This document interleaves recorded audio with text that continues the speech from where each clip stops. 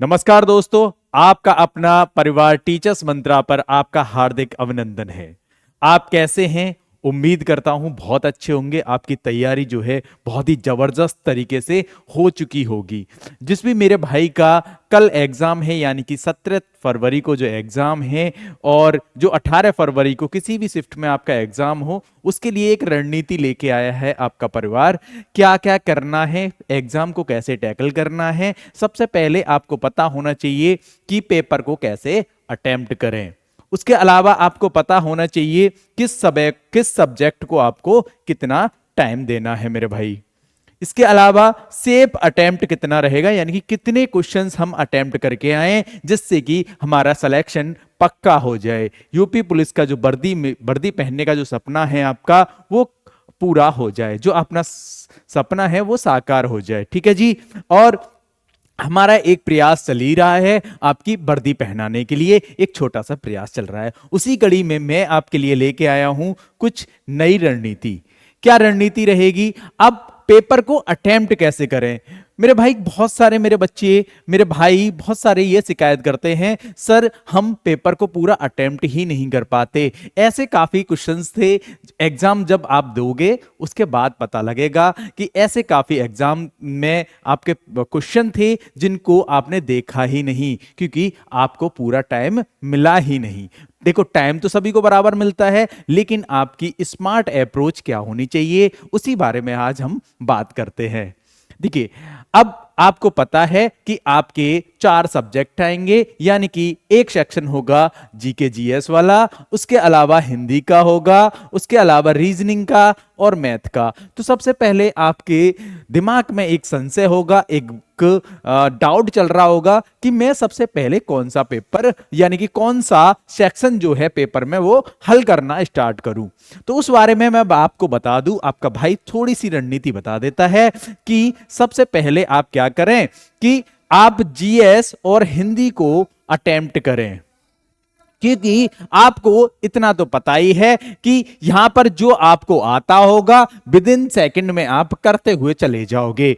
अब बहुत से बच्चे ये कहते हैं कि सर क्या हम मैथ से स्टार्ट कर दें? नहीं भाई, क्योंकि वो कैलकुलेटिव पार्ट है, मैथ्स में को आप बाद में करना। ठीक है, सबसे पहले आपने जीएस, यानी कि आपको 38 क्वेश्चन में से जीएस के जितने भी आते हैं भाई, नेगेटिव मार्किंग नहीं करना है। जितने आते हैं पहले उतने कर लो, क्योंकि पेपर को आपको 2 बार में अटेम्प्ट करना है। ठीक है, मान लो मुझे जीएस में से 20 क्वेश्चन आते थे, 38 में से 20 क्वेश्चन आते थे, आपने इतने एक बार में आते हुए अटेम्प्ट कर लिए। ठीक है, उसके बाद आपको क्या करना है, 20 क्वेश्चन करने के बाद तुरंत ही आपको ओएमआर फिल कर देनी है। ठीक है, 20 क्वेश्चन आपको, फिर एक माइंड जो है आपका सेट हो जाएगा कि 20 क्वेश्चन मैंने पूरी तरह से कर लिए। उसके अलावा हिंदी में आपने 37 में से 25 क्वेश्चन आपने फर्स्ट अटेम्प्ट में ही कर लिए। ठीक है, उसके बाद में फिर आपको रीजनिंग करनी है मेरे भाई। उसके बाद में क्या करना है, रीजनिंग। मैं कहता हूं रीजनिंग में आपने 27 में से 40 क्वेश्चन तो हर कोई बना ही लेगा, 40 क्वेश्चन आपने अटेम्प्ट कर लिए। ठीक है, उसके बाद में आप देखोगे कि मैथ्स में 18 में से हर कोई बच्चा है वो 10 क्वेश्चन तो बना ही लेगा। ठीक है भाई, तो पहले अटेम्प्ट में इतने सारे क्वेश्चन को आपको बस टारगेट करना है, नेगेटिव नहीं कर सकते। इसमें डाटा जो है कम बढ़ती हो सकता है, वो आपको आपके अनुसार आपको कर लेना है। हो सकता है कोई बच्चा जो है 25 की जगह यहां पर हिंदी में कुछ ज्यादा स्कोर कर दे पहले ही अटेम्प्ट में। ठीक है, तो आप देखोगे यहां पर आपने क्या किया, 20 यहां से किए, 40 यहां से, 60 हो गए, 70 और 25। देखो, ये आपने पहले ही उसमें अटेम्प्ट कर लिए। अब क्या होता है कि साथ के साथ में आपने ओएमआर भी भरना स्टार्ट किया था। ठीक है, उसके बाद जो टाइम बचा है मेरे भाई, उसको फिर से पेपर को दोबारा से अटेम्प्ट करना है। ठीक है, क्योंकि आपके पास टाइम बचा होगा, आपने ओएमआर भर दी होगी। इतने क्वेश्चन को करने के बाद तुरंत ही ओएमआर भरनी है भाई। ये नहीं करना कि मैं पहले पूरा पेपर करूंगा फिर ओएमआर भरूंगा। मैंने ये भी देखा है, काफी सारे बच्चे ये देखते हैं और खुद भी हमें एग्जाम देते हैं, तो ये नहीं करना कि पहले पूरा पेपर अटेम्प्ट कर लूं और फिर उसके बाद ओएमआर भरूंगा। भाई वो चीजें गलत रणनीति है, क्योंकि कई बार ऐसा होता है हम ओएमआर ही नहीं भर पाते, हमने पेपर पे तो टिक कर लिए लेकिन हमने ओएमआर ही नहीं भर पाए, फिर टाइम कम बचता है, फिर जल्दी जल्दी से ओएमआर भरते हैं तो वो गलत हो जाते हैं। कभी कभी ये होता है कि मैंने एक ही क्वेश्चन के 2 बार गोले अटेम्प्ट कर लिए हैं, ऐसा नहीं करना है। और गोला भरने के लिए एक रणनीति समझ लेना मेरे भाई, जैसे कि ये गोला है भाई, यानी कि ये मुझे भरना है, तो बहुत से बच्चे क्या गलती करेंगे भाई इसको पता है, जैसे कि 2 गोले हैं, एक सही गोला भरना बताऊंगा, एक जो बच्चे ज्यादातर गलती करते हैं वो बता देता हूं, ठीक है। जैसे कि बहुत से बच्चे, पहला गलत, कौन से बच्चे आप क्या गलती करते हो वो समझ लो। आप क्या करोगे, आप करोगे अंदर से बाहर की तरफ, तो अंदर से बाहर की तरफ करोगे तो देख रहे हो मैं बाहर कर पा रहा हूं, तो ये नहीं करना भाई। अब करना क्या है, अब करना है आपको, पहले तो मेरे भाई आप क्या करो, बाहर से अटेम्प्ट करना स्टार्ट करो मेरे भाई इसको, है ना, बाहर से अंदर की तरफ। मतलब कि एक बार आपने आसानी से ये कर लिया भाई, ये कर लिया, है ना जी। अब देखो ये आपने बाहर कर लिया एक बार सर्कल, अब क्या है, अब जल्दी से अंदर कर सकते हो। अब जल्दी से आपने अंदर कर दिया, अब देखो मैंने कितनी जल्दी से ये कर दिया। तो ये आपको और पूरा गोला जो है बहुत अच्छे से भरना है, यानी कि बाहर नहीं करना बिल्कुल भी, आउटर लाइन नहीं करनी और ना ही बिल्कुल छोड़ना, ठीक है। तो ये बिल्कुल सही करना है, इस तरह से आप अटेम्प्ट करोगे, यानी कि बाहर से अंदर की तरफ करोगे गोला, ठीक है, ना कि अंदर से बाहर की तरफ, क्योंकि एंड में जब रह जाता है तो जल्दी जल्दी करने के चक्कर में आउटर चला जाता है। और पूरा गोला इस तरह से भरना है भाई, आधा अधूरा नहीं भरना। बहुत से बच्चे क्या करेंगे, इस तरह से करके आएंगे, बस इस तरह से चले आएंगे भाई, ये आपका चेक नहीं होगा, ठीक है, क्योंकि वहां पर खुद आदमी तो चेक नहीं करते, कुछ ह्यूमन तो नहीं है, वहां मशीन चेक करती है, तो इसको चेक ही नहीं करेंगे, इसको अनअटेम्प्ट में डाल देंगी वो, ठीक है, कि ये अटेम्प्ट ही नहीं करा। तो ये चीजें गलती नहीं करनी है। अब बात आ जाती है हमारे यहां पर, तो सेकंड अटेम्प्ट में क्या है, अब आप क्या है, जो आपके डाउट में थे, यानी कि आपके पास में 4 ऑप्शन होते हैं, ABCD 4 ऑप्शन है, ठीक है। 4 ऑप्शन में से आपको 2 तो आपने गलत करिए, ए तो ऑप्शन नहीं है और डी भी नहीं हो सकता। अब आपको है कि इन दोनों पे मुझे 50-50 चांस है कि दोनों में से कोई भी हो सकता है, तो ऐसे वाले क्वेश्चनों पे आप रिस्क ले लेना भाई। यदि आपने यहां अटेम्प्ट कम किए हैं तो ले लेना रिस्क इन वालों पर, ठीक है। यदि आपने यहां अटेम्प्ट खूब अच्छे से कर लिया है तो फिर रिस्क मत लेना भाई, नेगेटिव मार्किंग फिर नहीं करनी। मैं आगे बताऊंगा कि कितना सेफ स्कोर रहेगा आपका, कितना आपने अटेम्प्ट करने हैं क्वेश्चन, ठीक है जी। इतनी बात तक किसी को समझ अगर दिक्कत हो तो भाई कमेंट बॉक्स में बता देना कि सर ये और दिक्कत है, मैं रिप्लाई जरूर कर दूंगा, ठीक है जी। आपने ये कर लिए, दोबारा मैं कहता हूं यहां पर आपने 3 और बना लिए, ठीक है, और मैं कहता हूं यहां पर जो है आपने 5 और बना लिए।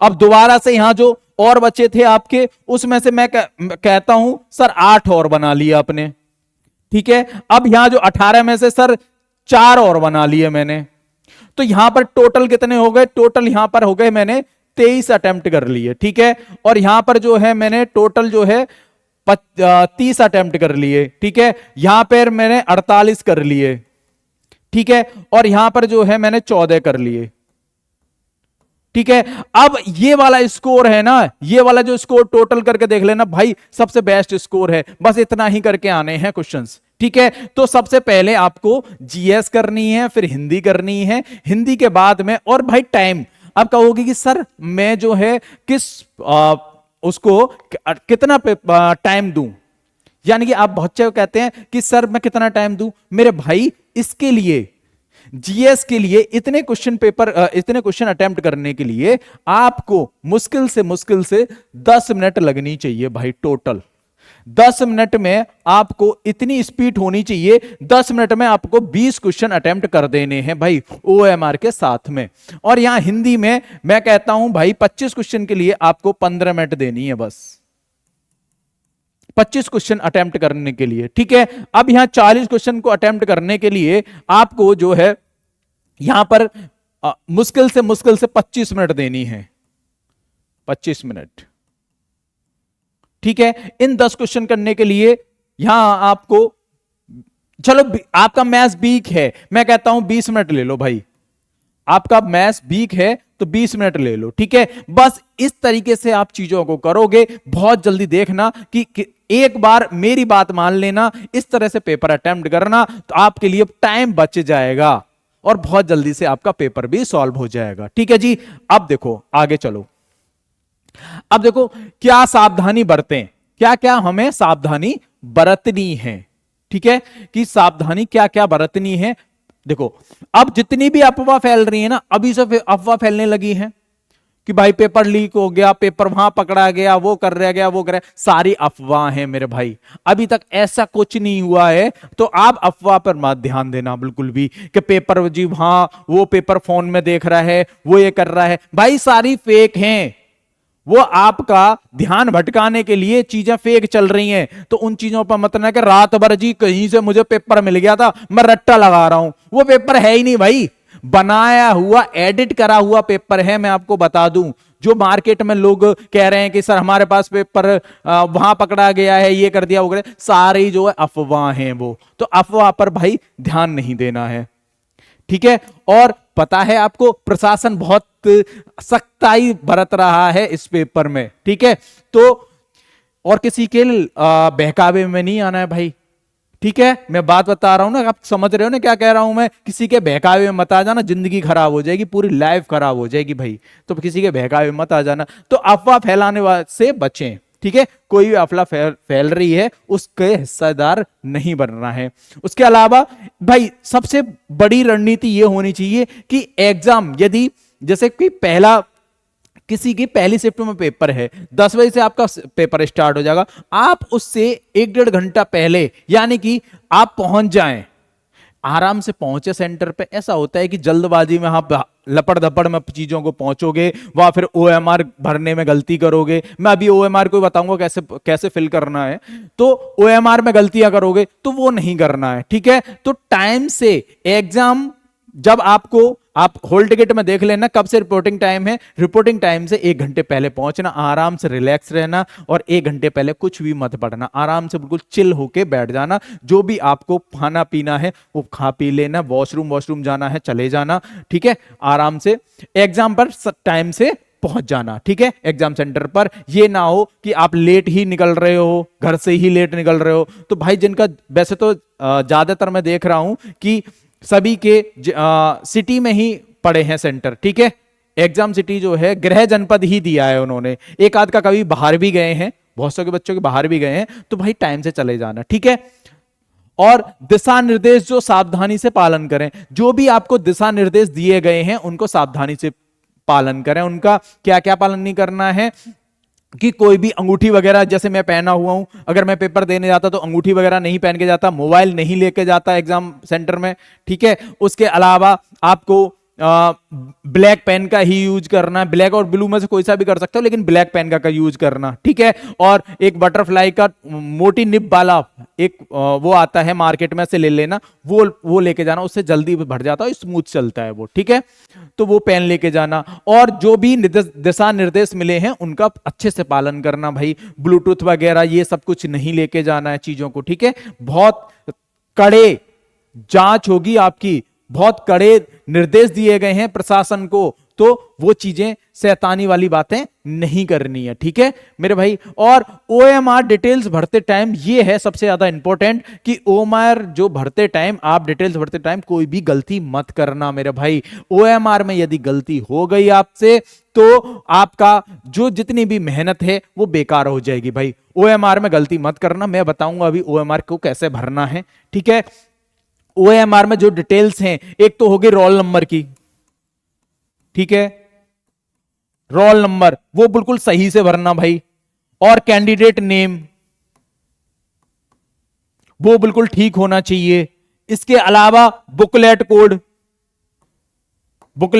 होगा, ठीक है, वो सही से भरना। ठीक है, ये 3 चीजें तो बिल्कुल सही से भरना, इसमें तो कोई भी गलती मत करना। ठीक है, बुकलेट कोड होगा, ठीक है, बुकलेट नंबर होगा, सीरियल नंबर होगा, वो सही से भरना, इनमें कोई भी चीजें गलत मत करना। ठीक है, आगे मैं बताता हूं अब OMR कैसे भरनी है। बहुत से बच्चों को OMR में थोड़ी सी दिक्कत होगी, मैं उनके लिए बता देता हूं, वैसे तो सभी को पता ही होगा, मैं बता देता हूं। देखो इस तरह से आपको OMR मिलेगी। टोटल जो है 1 से लेके और 150 तक क्वेश्चन होंगे। टोटल कितने होंगे भाई? 150 तक क्वेश्चन होंगे, ठीक है। तो और यहां पर एक कैंडिडेट सिग्नेचर और होते हैं भाई। कैंडिडेट सिग्नेचर जो है यहां कैंडिडेट करेगा, और यहां पे जो परीक्षा निरीक्षक होगा, जो कक्ष निरीक्षक होगा, ठीक है, जो आपके वहां पर ड्यूटी दे रहा होगा एग्जामिनर, वो यहां पर जरूर सिग्नेचर करे। भाई ये आपकी भी ड्यूटी है कि उससे सिग्नेचर जरूर करा लेना, तभी आपकी OMR चेक होगी, ठीक है। अब होता है कि यहां पर सर रोल नंबर, जैसे मैं कहता हूं किसी का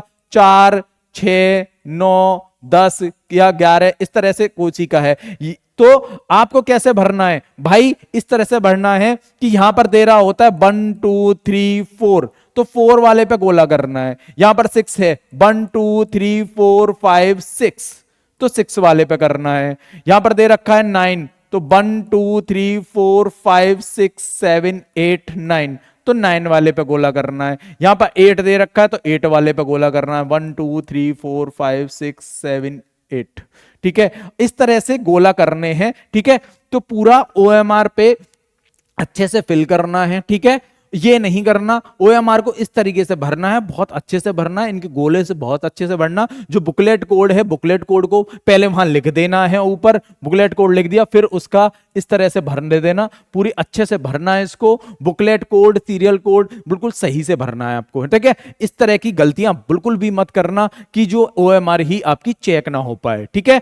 और मैंने जैसा कि बताया, आपको क्या करोगे, आप बाहर से अंदर की तरफ भरोगे भाई, बाहर से अंदर की तरफ भरोगे, ठीक है, यानी कि बाहर से अंदर की तरफ, ठीक है। उससे क्या होगा, जो गलती होने के चांसेस हैं, जो बाहर निकल जाता है वो नहीं निकलेगा, ठीक है, ओके। इसके अलावा जो है चीजों को मैं बता दूं कि मैं हमारी पूरी टीचर्स मंत्रा की टीम सबसे पहले और सबसे सटीक उसका जो कैसा पेपर आया और उसकी आंसर की पूरी आपके साथ में डिस्कस करेंगे, हम लाइव डिस्कस करेंगे 12 बजे आपसे। जैसे ही आपका एग्जाम खत्म होता है उसके बाद में हम आपसे लाइव जरूर जुड़ेंगे, हमसे जुड़ना ना भूलें टीचर्स मंत्रा के चैनल पर। हम पूरी टीम, जैसे कि सभी आपको पता है, पूरी मैराथन चली है हमारी, 6-6 घंटे तक की, 5-5 घंटे तक की सारे टीचरों ने मैराथन ली है इंडिविजुअली, तो वो आपका आंसर की देगा और सबसे सटीक और सबसे पहले आंसर की मिलेगी, ठीक है जी। और ये 17 तारीख को जो फर्स्ट शिफ्ट होगा उसका हम एनालाइज कराएंगे, और 10 बजे से जो पेपर है उसका एनालाइज होगा, ठीक है। और करेक्ट 12 बजे हम लाइव होंगे सर, करेक्ट 12 बजे हम लाइव हो जाएंगे, ठीक है। और आपको वो चीजें बताएंगे, जैसे कि कोई भी बच्चे का अगर बाद में पेपर है तो भाई इस चैनल से जरूर जुड़ जाना, हो सकता है कि आपको थोड़ा सा पता लग जाएगा कि कैसा पेपर आया है और कैसे मुझे चीजों को वहां टैकल करना था, ठीक है जी। तो अपना बहुत अच्छे से ध्यान रखो, और मैं बता दूं भाई, रात कल जिनका पेपर है प्लीज रात को बहुत अच्छी नींद लेना, ठीक है। इधर खाना खाना 7-8 बजे खाना खा लेना, 9-10 बजे तक आराम से सो जाना, भरपूर नींद लेना सुबह तक, ठीक है। और ये नहीं कि रात भर पढ़ रहे हैं और सुबह को पेपर दे रहे हैं भाई, ऐसे बच्चों के लिए क्या होता है, आती हुई चीजें भी वो गलत करके आते हैं, क्योंकि जो माइंड पे बर्डन है ना, बिल्कुल रिलैक्स होके जाना, बिल्कुल अच्छे से पेपर देना। चलिए, सभी बच्चों के लिए जिनका कल एग्जाम है, all the best, thank you.